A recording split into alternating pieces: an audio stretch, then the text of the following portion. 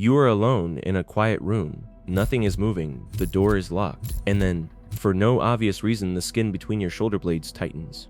You look behind you. There is nothing there, but your heart has already added a few beats. Your breathing has moved higher into your chest. Every tiny sound suddenly has an address.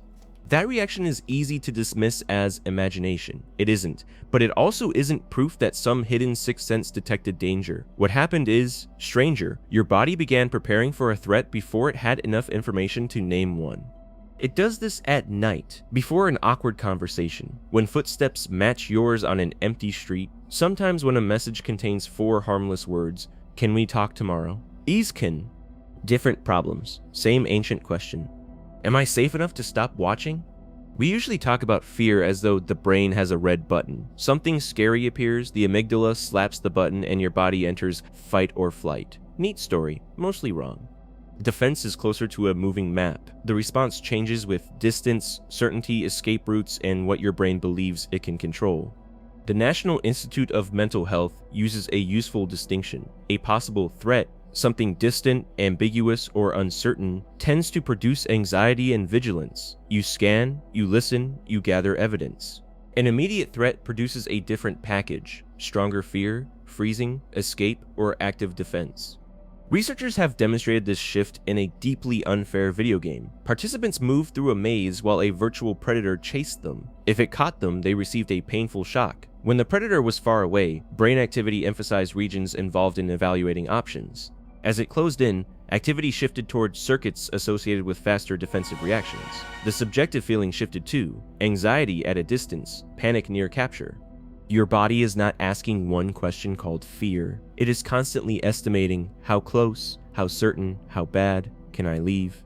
That is why waiting for medical test results can feel physically awful even while you sit perfectly still. The threat is uncertain, so the system cannot complete the calculation. It keeps the map open. Your brain also maintains something like an invisible safety margin around the body. Neuroscientists call it defensive peripersonal space. You can feel it without a laboratory. Have someone slowly move a finger toward your eye. Long before contact, blinking becomes almost impossible to suppress. Your head pulls back, muscles around the face prepare to protect it. In experiments, researchers electrically stimulated a nerve in the wrist to trigger a blink reflex. The reflex became stronger when the hand was positioned close to the face. Put a thin protective screen between the hand and eye, and the response could shrink. The distance had not changed much. The meaning had. That safety bubble is not rigid, it expands or contracts with context. A threatening face moving towards you can increase skin conductance, shorten the interval between heartbeats, and make you prefer more distance. A friendly, predictable interaction is processed differently from an angry stranger entering the same physical space. This explains a small modern mystery: why somebody standing too close can feel wrong before they have technically done anything wrong. Your conscious mind may still be composing a polite sentence. Your defensive map has already marked the border crossing. And the face gets special protection for a very practical reason. Eyes are fragile, the airway matters. A blow to the head can end the argument instantly. The body does not wait for a committee meeting before guarding them. When a situation is judged dangerous, the body can recruit at least 2 overlapping stress clocks. The fast clock runs through the sympathetic nervous system and adrenal medulla. Adrenaline and noradrenaline help raise heart rate and blood pressure, redirect circulation, open access to stored energy, and prepare muscles to act. This is the surge you notice when a car suddenly enters your lane. The slower clock is the hypothalamic pituitary adrenal axis, the HPA-axis. The hypothalamus signals the pituitary signals the adrenal glands. Cortisol helps keep fuel available and adjust systems that are less urgent during a crisis. These systems are not villains. In a real emergency, they are brilliant. Digestion can wait. Fine hand precision can wait. Long-term repairs can wait. Right now, the useful things are speed, oxygen, fuel, and attention. Normally, feedback helps turn the response down after the threat passes. The problem is that many modern threats do not pass cleanly. A predator either appears or it does not. A deadline can remain almost here for 3 weeks. Social rejection can be replayed after the room is empty. A phone can deliver a new uncertain cue every 40 seconds. The alarm was built for episodes. Modern life is very good at producing open tabs. So why would evolution tolerate a system that can make your heart race in a locked room? Because a missed threat and a false alarm do not cost the same amount. Imagine an animal hearing grass move behind it. Most of the time that sound is wind. Running wastes energy, but if the sound is a predator and the animal stays put, the cost may be everything. Evolutionary medicine calls this the smoke detector principle. If a false alarm is cheap and a missed danger is catastrophic, a sensitive alarm can be useful even when most alarms are wrong. That does not mean every anxious thought is adaptive. It means the existence of false alarms is not evidence that the system is badly designed. A smoke detector that activates only after the curtains catch fire is wonderfully calm and completely useless. Your defensive system therefore leans toward caution when information is incomplete. A shape in the dark becomes a possible person before it becomes a coat. An unfamiliar sound wakes you before its source is identified. Attention sticks to angry faces and sudden movement because checking them quickly can be cheaper than ignoring them. The bias is not perfect and it is not identical in everyone. Learning, trauma, temperament, sleep, hormones, health, and context can all change the threshold. The ancient metaphor is useful only if we keep that complexity attached. Fight or flight leaves out one of the most common defensive responses: freeze. Freezing is not doing nothing. It can reduce movement, sharpen incoming information, and pause action while the brain chooses what comes next. Animals freeze to avoid detection and to assess a threat. Humans show versions of the same defensive sequence. You see it when a glass begins to fall and, for a fraction of a second, everyone stops. You feel it when someone says your name in an angry tone and your shoulders lock before you answer. The body briefly reduces optional movement while attention narrows onto the source. Then the next response depends on the map. Is there an exit? Can the threat be controlled? Is confrontation safer than retreat? A single person may freeze, flee, argue, or seek help in different situations. These are not personality types. They are possible outputs of a flexible system. This matters because people often judge themselves after a frightening event. Why didn't I move? But immobility can arrive before conscious choice. Understanding that does not erase what happened. It removes a layer of false moral judgment from an automatic defensive moment. Now return to the empty room. The feeling of being watched is often built from uncertainty plus attention. A floorboard clicks, peripheral vision catches a contrast edge, your brain cannot identify the cause, so it increases sampling. You turn your head, your hearing seems wider, neutral details become candidates. This is vigilance, sustained monitoring when harm is possible but not confirmed. NIMH classifies it under potential threat, the territory of anxiety rather than immediate fear.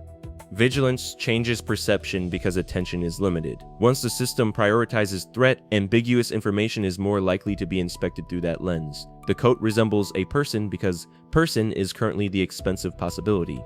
After you turn on the light, the prediction collapses and the coat becomes fabric again. The same machinery can operate socially. A delayed reply, an unreadable expression, or laughter from another table contains incomplete information. The brain attempts to close the gap. If your threat threshold is already high, the most dangerous interpretation can arrive first. But arrives first does not mean is true. A defensive prediction is a proposal for action, not a supernatural detection system. The body can prepare you before certainty. It cannot guarantee that its guess is correct. This is where evolutionary explanations often become too convenient. You may have heard that humans possess a special ancient module that detects snakes before anything else. There is evidence that people and other primates attend rapidly to biologically important shapes, but reviews of the human evidence are more cautious. Fast responses can reflect learned fear, attention to animals generally, simple visual features, or motor preparation, not a perfect inborn snake detector. Evolution rarely leaves us a clean label saying this circuit was built for leopards. The safer conclusion is broader. Defensive systems are biased toward cues such as looming motion, angry faces, uncertain agents, sharp approach, and sudden change. Experience then teaches the system which examples matter in a particular environment. That is more interesting than a collection of fixed caveman buttons. It means your threat map is ancient and edible at the same time. A sensitive alarm is useful. An alarm that never returns to baseline is exhausting. Persistent stress can keep attention tethered to possible danger and repeatedly recruit hormonal and autonomic responses. Over time, chronic stress is associated with disrupted sleep, cardiovascular strain, altered immune function, digestive problems, and changes in mood and cognition. Those outcomes are not caused by one worried afternoon. They reflect repeated or sustained activation interacting with the rest of a person's life and health. Clinical anxiety is also not simply too much ancient instinct. Anxiety disorders are real, varied conditions shaped by biology, learning, development, environment, and experience. An evolutionary frame can explain why false alarms exist. It cannot diagnose a person, and it should never be used to tell someone to just calm down because the predator is imaginary. The suffering is real even when the predicted danger is not. What the frame can do is separate the alarm from the verdict. A pounding heart says the body has mobilized. It does not prove catastrophe is coming. A scanning mind says uncertainty has been prioritized. It does not prove the worst interpretation is accurate. Sometimes that small distinction creates room for the next useful action, checking the evidence, leaving an unsafe place, slowing the breath, calling someone, sleeping, or getting professional help when the system keeps firing without relief. You cannot always argue a defensive response away with one sentence, because the response is built from more than sentences. The body also updates through experience. Predictable exits reduce uncertainty. A trusted person changes the social context. A barrier can shrink defensive space because it changes the meaning of an approaching object. Slow breathing may modestly reduce some physiological measures of stress. Repeated safe exposure, when appropriate and properly supported, can teach a threat prediction that the expected catastrophe does not arrive. None of these methods means ignoring genuine danger. The goal is accurate calibration, strong action when danger is real, and a route back toward baseline when it is not. Safety is not merely the absence of a predator, it is information the nervous system can use. So you are back in the quiet room, the door is locked, the sound behind you was the building cooling down. For a few seconds, your body behaved as if something might be hunting you. Not because it is stupid, not because it can see through walls, and not because modern anxiety has one simple prehistoric cause. It did what a defensive system does when the evidence is incomplete. It raised the cost of ignoring the room. Then you looked, you listened, you gathered better information. The map changed.